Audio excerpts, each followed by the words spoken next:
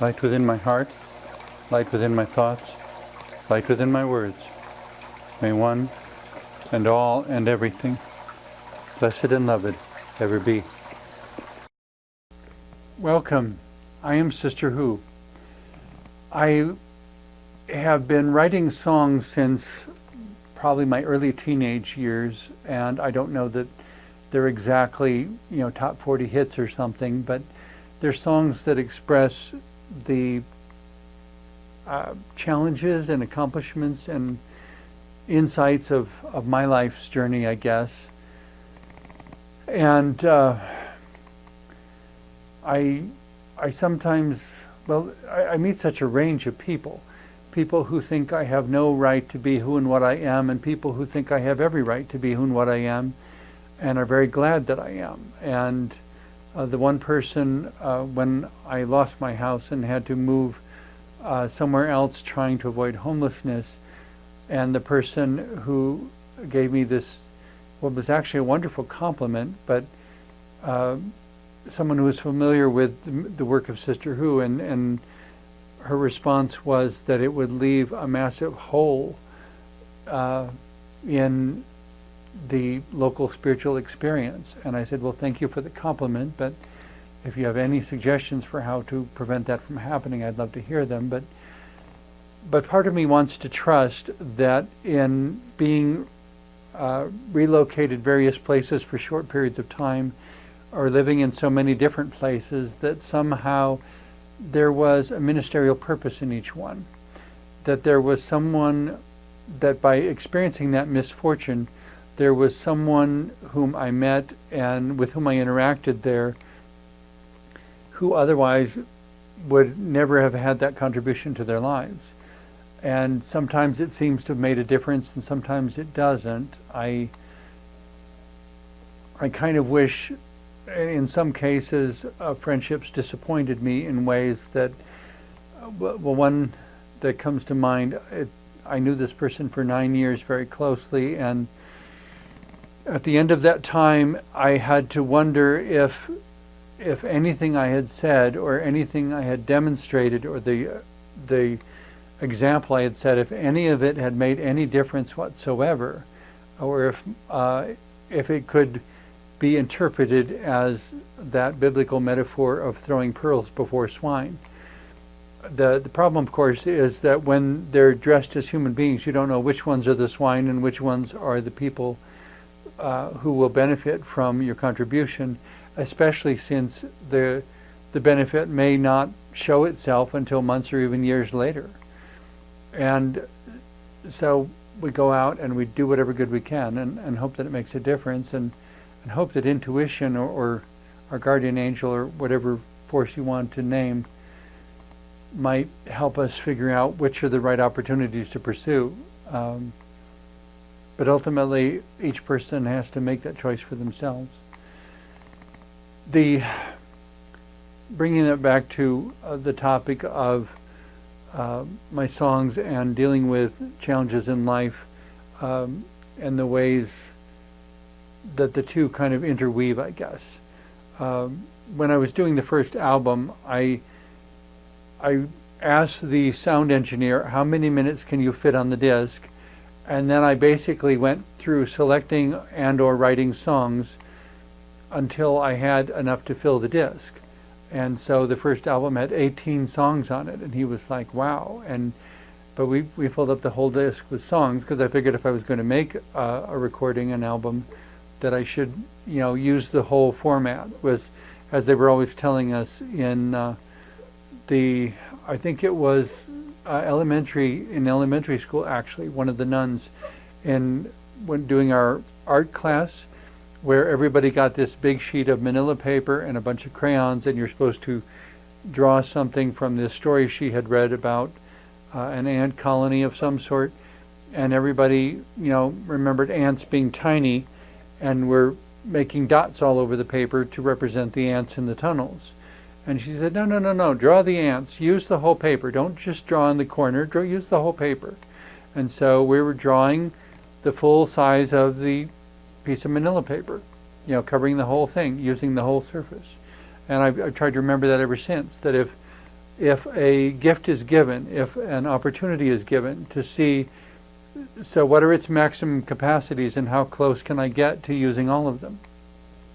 Not in a way that becomes burdensome or makes it unnecessarily complicated, but in a way that allows me to create more than I thought I could create, because I didn't realize I could do that until I had the format to work with. It would be like going on to a huge stage and standing in one spot to give a monologue instead of dancing across the whole stage, or marching from one part to another to illustrate the lines, evoking a sort of stage presence, and not jumping all over like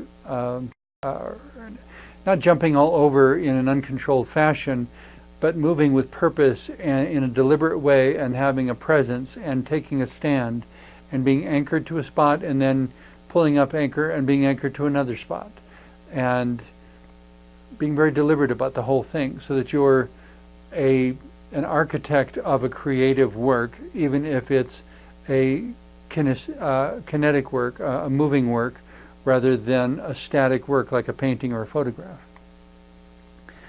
That a dance and a theatrical oratory, a theatrical monologue, that those are other ways of bringing the invisible spirit and the visible performance together in a way that moves and inspires people, we hope.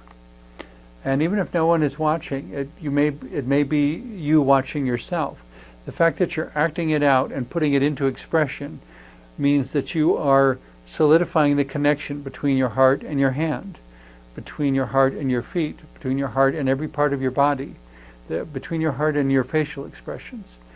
And by developing those skills, just like an athlete training for a competition, working the muscles over and over and over again until they are familiar with the motions and can do them easily and without strain, and yet powerfully. And when our creativity becomes powerful, and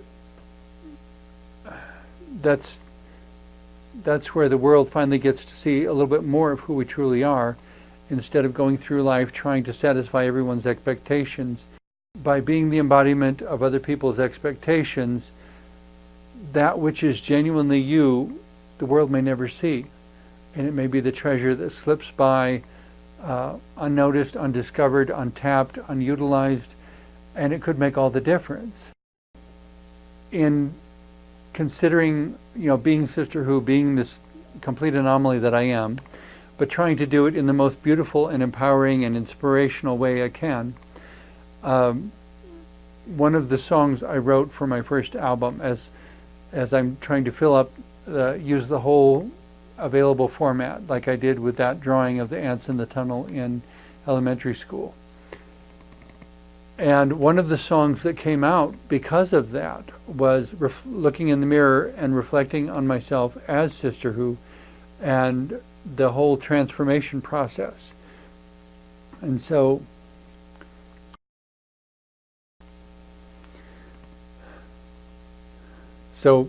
the song that I wrote, and I'm trying to remember how I titled it now.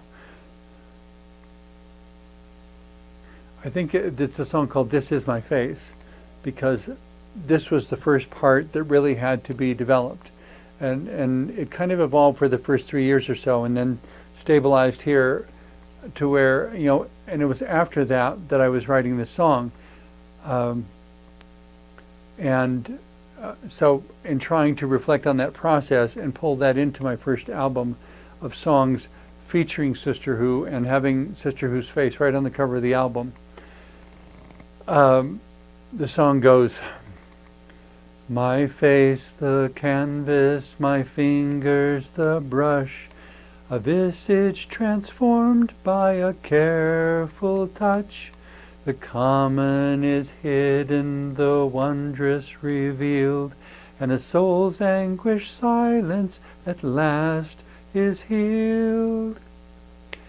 Is this my face, by which I'm known?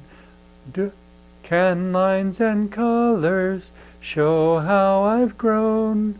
Are these my clothes, my body's wings that rise and soar with each song I sing.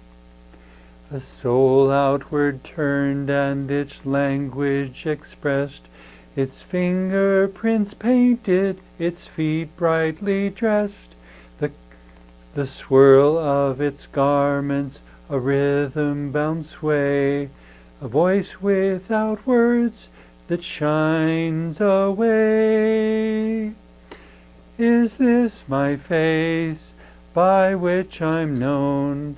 Can lines and colors show how I've grown? Are these my clothes, my body's wings, that rise and soar with each song I sing? A symbol, a meaning, a riddle, a sign, a question, an answer, a need to define. What am I now, have I been or will be? What is the essence that truly is me? Is this my face by which I'm known? Can lines and colors show how I've grown? Are these my clothes, my body's wings, that rise and soar with each song I sing? Hidden within by God's design, treasures unique we've yet to find. This is my face by which I'm known. My lines and colors show how I've grown. These are my clothes, my body's wings, that rise and soar with each song I sing. And my spirit soars within these things.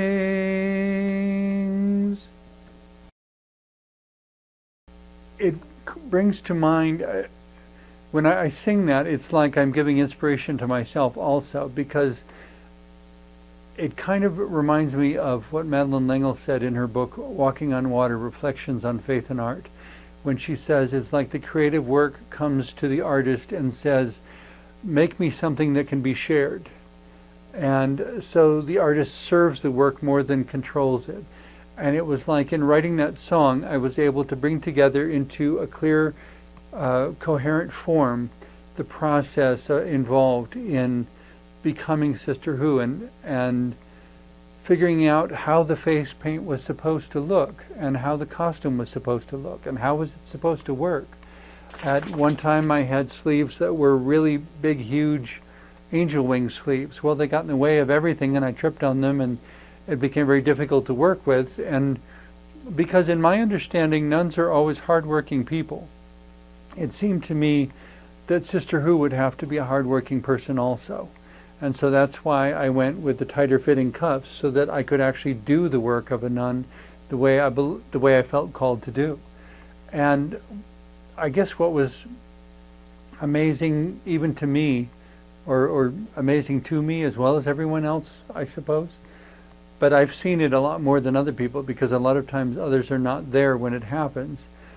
The times where I'm in the right place at the right time to meet someone who needs something from Sister Who exactly at that moment and exactly in the way that Sister Who would provide it. And none of it was pre-scripted. I just showed up and responded as well as I could, but it seems that I made a profound difference in numerous people's lives that way. And I'm honored to have done so. I'm not saying that to put myself on a pedestal, because I don't think I would know what to do with being on a pedestal, but I do like to be out in the trenches, so to speak, working with people and having those individual conversations and not hiding behind some kind of the invisible wall of the theater, as they say, where this dividing line between the audience and what happens on stage, and how it's well, not quite such a recent convention anymore, but I guess for hundreds of years, there was this invisible wall between the audience and the performers. And then as we got into the 50s and 60s and 70s, 80s, 90s, into the current time, more and more actors and actresses and directors breaking that wall and having interaction with the audience, and allowing life and theater to interact instead of being held as completely separate qualities or separate areas of life unfolding. That there could be direct interaction, and so as Sister Who, I'm not so keen in being on a pedestal. When people want me to come to an event and they expect me to go around and pose and just have your picture taken with people, I'm so tempted to say, I am not Mickey Mouse at Disneyland. I am Sister Who. If I'm going to be here, either give me something to say, something to do, something to perform. I don't like standing around doing nothing. And if that means carrying trays from the kitchen or clearing used plates off the tables at a dinner, or picking up garbage, or minding somebody's service dog while they use the restroom, or whatever, I'm absolutely happy to do it, because I would much rather be off the bench and in the game, to use the metaphor of a football game. I'd rather be off the bench and in the game than sitting on the bench watching life go by. I don't make a good spectator. And I don't really make a good pedestal occupant, I guess. Probably the most glaring example of that was during the early years when I was appearing in pride parades and such, before they became financially exclusive. There was a gentleman who owned a limousine service and decided that I had the best costume, as he put it, of anyone who was there that day, and so he gave me one of his business cards and wrote on it, "Good for 3 hours of free limousine service." And I said, "Wow, thank you, this is incredible." The thing he didn't understand is that I don't go around to various bars like some drag queens do, because Sister Who is not really a drag queen. Drag queens go for glamour, Sister Who goes for meaning. It's a very different emphasis and focus. And as Sister Who, it's not important to me whether or not I'm getting attention, whether or not people are paying attention to me or not. I don't do this to get attention. I do this in order to support and nurture and help and serve the personal and spiritual growth of others. But he didn't understand all that and gave me this card, and I didn't mean to disappoint him, and I never heard from him after that. But I never wound up calling him because I couldn't think of anything Sister Who would do with a limousine. I'm really not a pretentious person, and so the idea of being on a pedestal or in a limousine somehow didn't seem appropriate. And then I tried to think, well, can we use it in a video production sequence of Sister Who being picked up at the airport by a limousine and ferried to wherever? And except that it still didn't seem appropriate. I think of myself not so much as a master or a star, or I think some people have referred to Sister Who as a legend. Well, I'm still alive, so thank you, and I'll try to live up to that. But I was trying to think of what would look appropriate for Sister Who, and I thought, well, probably one of those big, old-fashioned looking, rounded out yellow cabs in New York City would probably be the sort of transportation that Sister Who would use. Because I very much identify myself as a servant, not as a leader, not as I don't know if I'm a particularly charismatic sort of person in the sense of drawing people to me. People seem to like my show, but anytime I go anywhere, the responses I get are so varied that I don't know that I'd ever win a popularity contest, I guess is what it comes down to. But even that being the case, there's still a work for me to do, because if Sister Who were to go to a party, I don't go to make the popular people feel better about themselves. I go to find the person in the crowd, maybe the person sitting in a corner by themselves, kind of withdrawn, and to say, "Good evening, my name is Sister Who. I see you're sitting here by yourself. Is there anything I can get for you, or anything I can offer? Do you want to chat for a bit? Do you need a friend? I'm happy to sit here and be a friend if you like. To immediately look for some way that I can be of service to other people who are there, and not necessarily the popular ones, but especially the ones who are being overlooked or marginalized or put down or excluded. And so consequently, there was one pride parade where there was an Episcopal minister in all his regalia, vestments and everything, marching the parade because he wanted to show that the Episcopal Church, at least the Episcopal perspective that he was representing, was supportive of the Pride Parade.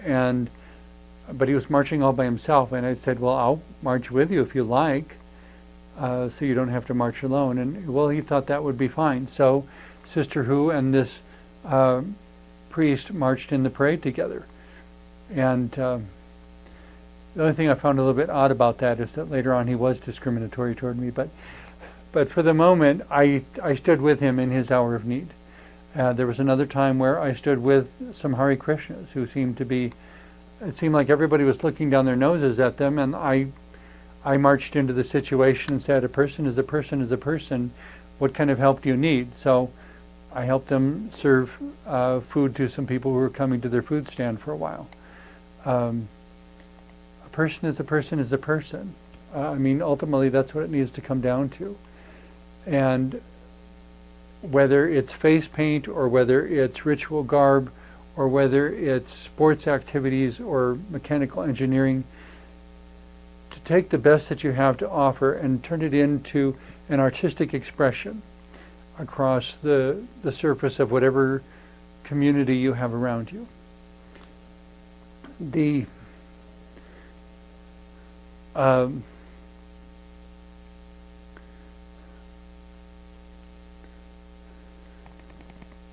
Ultimately, the thing to remember about songs, I guess, is that in order to live, they have to be shared and they have to be sung, and they have to be sung by lots of people. And so in a sense, as much as everybody wants to say, who has gold records or platinum records, or, which refers to sales, I would much rather inquire who has written a song that everybody wants to sing. It doesn't matter how many copies you sold or whether you got rich off of it or not. Who has written a song, who has served the creation of a song? That this song comes to you and says, make me something that can be shared, and you do, and then people are singing it and enjoying it and remembering it, and the more people who sing it, the more the song is remembered, and the more you realize you've created something that will outlive you.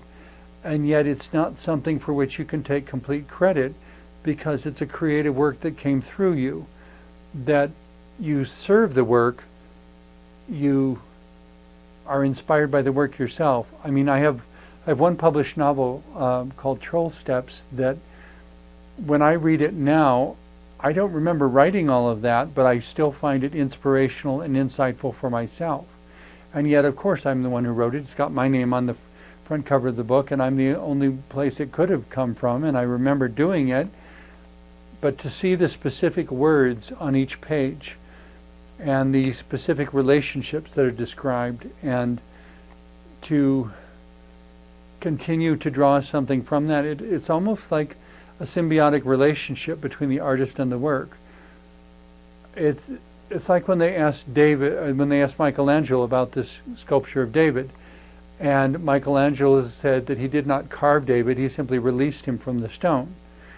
That it's as if David was already in there wanting to get out, so that even after Michelangelo finished serving the work, he'd go in and sit down at the feet of this statue of David and stare up at it and feel inspired by it and feel like somehow his spirit and his soul was bigger for being in the presence of this work of art.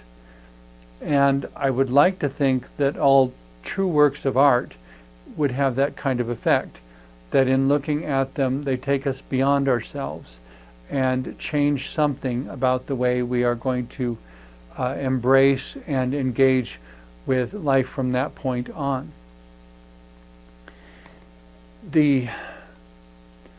But that's not an invitation to get snobbish about art, but it's an invitation to all artists, I think, to serve the work so well that it is as if some spirit beyond yourself has moved into the work, and it does things that you would have no way of telling it how to do. And having served the work, to retain sufficient humility to say, it was an honor to have done it. And I'm so glad that it is now being shared. I'm so glad that it's now blessing the lives of others.